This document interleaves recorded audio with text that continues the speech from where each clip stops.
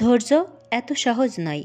ধৈর্য হলো একাকিত্ব, ধৈর্য হলো চোখের পানি ঢেকে রাখার হাসি, ধৈর্য হলো আল্লাহর নৈকট্য লাভের জন্য কান্না করা, হাজারো অশান্তিতে থেকেও আলহামদুলিল্লাহ বলা। আর আল্লাহ ধৈর্যশীলদের ভালোবাসেন। তাই ধৈর্য ধরে দোয়া করতে থাকুন, চাইতে থাকুন ঠিক সেই আকুতি নিয়ে। ঠিক শুরুতে যেমন ছিলেন, আল্লাহ আপনাকে খালি হাতে ফিরিয়ে দিবেন না, কখনোই না, ইনশাআল্লাহ।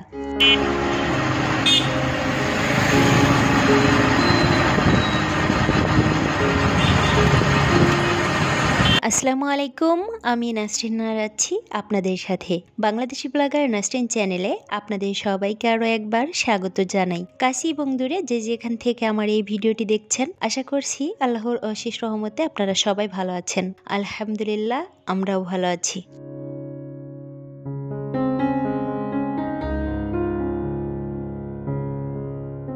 আমার প্রিয় ভালোবাসার আপুরা, আপনারা বলুন তো আপনাদের কোথায় কেমন শীত পড়েছে? আমাদের যশোরে কিন্তু অনেক বেশি শীত পড়েছে। সকালবেলা তো প্রচুর কুয়াশা ছিল। রাস্তা দিয়ে যখন যাচ্ছিলাম তখন একটু দূরের কোনো কিছুই দেখা যাচ্ছিল না, সব কিছু একদম সাদা কুয়াশায় ঢাকা ছিল। তো তার মাঝেই আমি আমার 3 প্রিন্সেসকে স্কুলে দিয়ে এসেছি। ওদের 3 জনেরই কিন্তু ক্লাস টাইম 9টায়। তো একই টাইমে 3 বোনের ক্লাস হয়, আমার একটু ঝামেলা পোয়াতে হয়।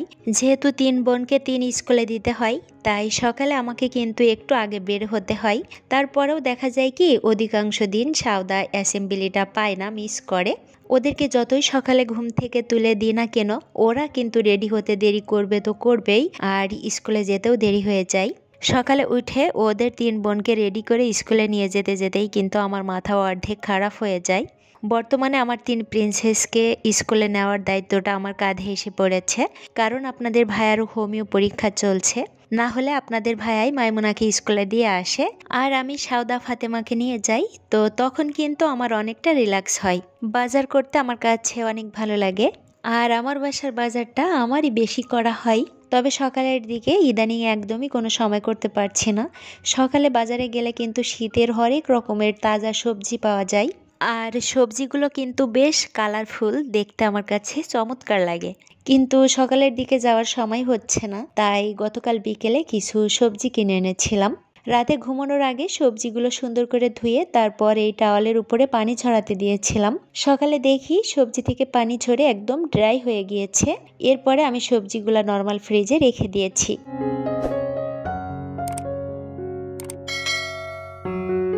ডিমগুলাও আমি ধুয়ে পানি ঝরাতে দিয়েছিলাম। তো এখন ডিমগুলাকেও জায়গা মতো গুছিয়ে রাখলাম। এরপর দুপুরে রান্নার প্রিপারেশনটা নিয়ে নিচ্ছি। ধনিয়া পাতাগুলো অনেক সুন্দর না বলেন? এগুলা কিন্তু একদম দেশি ধনিয়া পাতা, আর ফ্লেভারটা অনেক সুন্দর ছিল। আমরা কিন্তু ধনিয়া পাতা মাছ দিয়ে চচ্চড়ি করি শাকের মতো করে, খেতে খুবই ভালো লাগে। আপনারা কখনো ধনিয়া পাতা মাছ দিয়ে চচ্চড়ি করে খেয়েছেন কিনা আমাকে কমেন্ট করে জানাবেন। যারা খেয়েছেন তারা কিন্তু জানেন এটা কতটা মজার হয়। ধনিয়া পাতাগুলো কিন্তু একদম টাটকা ছিল, কারণ আমার আব্বা মা এসেছিলেন, আসার সময় ক্ষেত থেকে তুলে এনেছিলেন। শুধু যে ধনিয়া পাতা এনেছিলেন তা কিন্তু নয়, ধনিয়া পাতা রান্না করব তাই আপনাদের সঙ্গে শেয়ার করলাম। এটার পাশাপাশি কিন্তু আরও কয়েক রকমের সবজি এনেছিলেন। এখানে যে বেগুনটা আমি রান্না করছি এটাও কিন্তু বাড়ি থেকে আনা। পাশাপাশি অনেকগুলা সেদ্ধ চাল এনেছিলেন, এরপর আতপ চালের গুঁড়ি, খেজুরের রস, এগুলাও এনেছিলেন।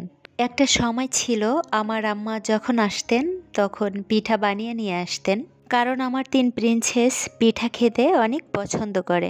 আর যখন শুধু মাইমুনা একা ছিল তখনও কিন্তু পিঠা বানিয়ে নিয়ে আসতেন, কারণ মাইমুনা ওর নানুর হাতের বানানো পিঠা অনেক পছন্দ করে। তবে আম্মা স্ট্রোক করার পর থেকে অনেক কিছুই ভুলে গিয়েছেন, এখন আর আগের মতো করতে পারেন না, তাই এবার আর পিঠা বানিয়ে আনতে পারেন নাই। তো এসে আমাকে বলছিলেন যে ওদেরকে তুমি একটু বানিয়ে দিও, আমি তো আনতে পারলাম না।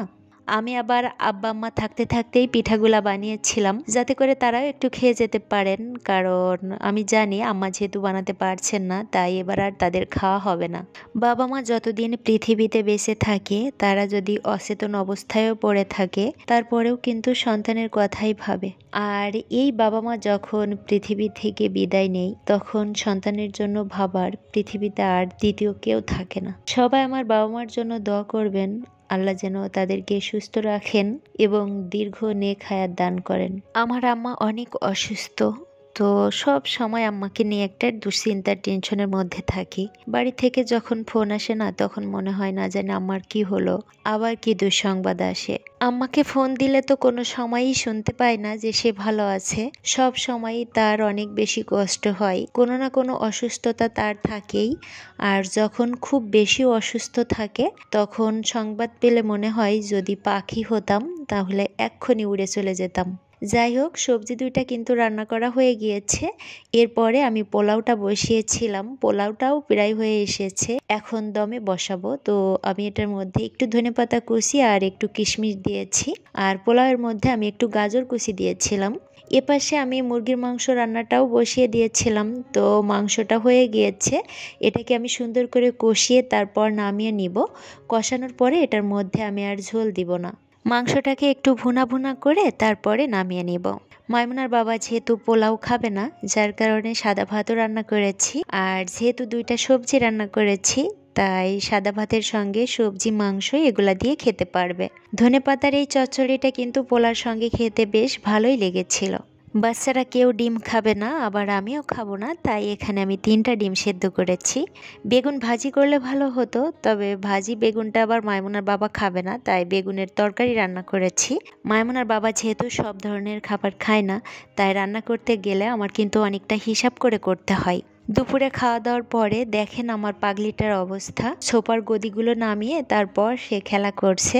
সব সময় তো আপনাদেরকে ভালোটাই দেখাই, আজ একটু আপনাদের সঙ্গে শেয়ার করলাম তারা আমার বাসায় কি করে। সব সময় একদম লন্ডভন্ড করে রাখে আর আমি শুধু গোছাতেই থাকি। নতুন বছরের প্রথম কেনাকাটা, কিউট কিউট কয়েকটা জিনিস কিনেছি আমার খুবই ভালো লাগার। তো এই পাতিলটা যে কি কিউট, এটার মধ্যে চা বানাতে খুবই ভালো হবে সেটা ভেবেই নিয়েছিলাম। গোল্ডেন কালারের আমার অনেক পছন্দ হয়েছিল।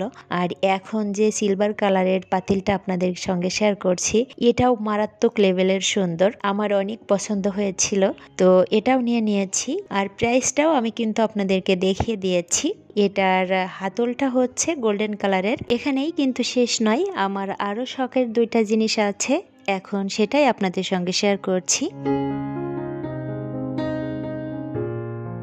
এখানে আমি সিরামিক্সের 6 পিস চামচ নিয়েছি, আর এগুলো আমি কিন্তু যশোর থেকেই নিয়েছি। আপনারা আবার অনেকেই জানতে চাইবেন যে কোন পেজ থেকে নিয়েছি, তো আমি কিন্তু এগুলা কোনো পেজ থেকে নেইনি, আমাদের যশোরে সব থেকে নিয়েছি। সিরামিক্সের এই চামচগুলা আমার অনেক দিন থেকেই নেওয়ার ইচ্ছা ছিল, তবে পছন্দ মতো পাচ্ছিলাম না, অবশেষে পেয়ে গেলাম আর নিয়ে নিলাম। তো চামচগুলো বাসায় এনে যখন দেখছিলাম তখন দেখি এর মধ্যে 2টা চামচ একটু ভাঙ্গা।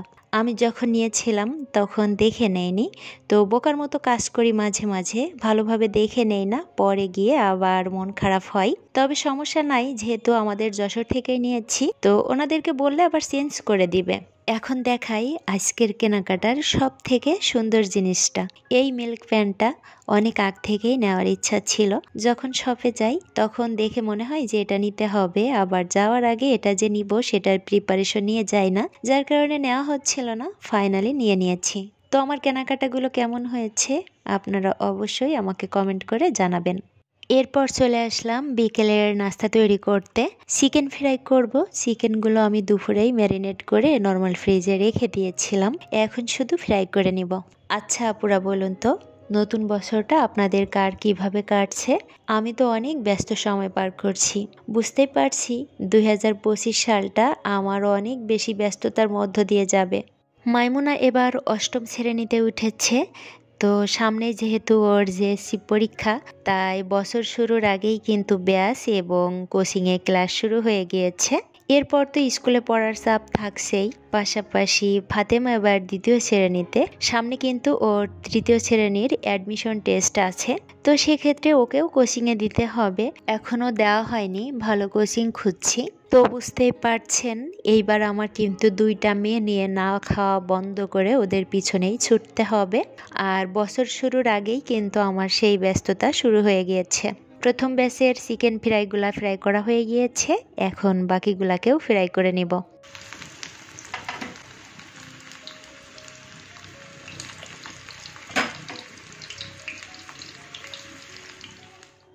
তো আমার বিকেলের নাস্তাটা কিন্তু রেডি হয়ে গিয়েছে। চিকেন ফ্রাইয়ের সঙ্গে কিছু চিতই নিয়েছি, এগুলো আমি গতকাল বানিয়েছিলাম, ফ্রিজে ছিল, এখন শুধু গরম করে নিয়েছি। আমার জন্য 1 কাপ দুধ চা বানিয়ে নিয়েছি, আর এখানে আমি তেঁতুলের সস নিয়েছি চিকেন ফ্রাইয়ের সঙ্গে খাওয়ার জন্য। আমাদের যশোরে 3 দিন ব্যাপী বিশাল বড় মাহফিলের আয়োজন করা হয়েছিল। শুনেছি 20 লক্ষ মানুষ বসার জন্য মাঠটা রেডি করেছিলেন। তারপরেও লাস্টের দিন কিন্তু অনেকেই মাঠ পর্যন্ত পৌঁছাতে পারেন নাই, অনেকেই ফিরে এসেছিলেন। দেখতেই পাচ্ছেন কি পরিমাণে মানুষের ঢল নেমেছিল। আমরা কিন্তু মাঠ পর্যন্ত পৌঁছাতে পারি নাই, কিছু দূর গিয়ে আবার ফিরে আসতে হয়েছিল। লাস্টের দিন আমার প্রিয় হুজুর মিজানুর রহমান আজহারি এসেছিলেন। খুব বেশি ইচ্ছা ছিল মাহফিলের মাঠে বসে হুজুরের বয়ান শুনবো, তবে সেটা আর সম্ভব হয় নাই। পরে বাসায় এসে লাইভ দেখেছিলাম। তো আজকের ভিডিও এ পর্যন্তই। সবাই ভালো থাকবেন, সুস্থ থাকবেন। আল্লাহ হাফেজ। আসসালামু আলাইকুম।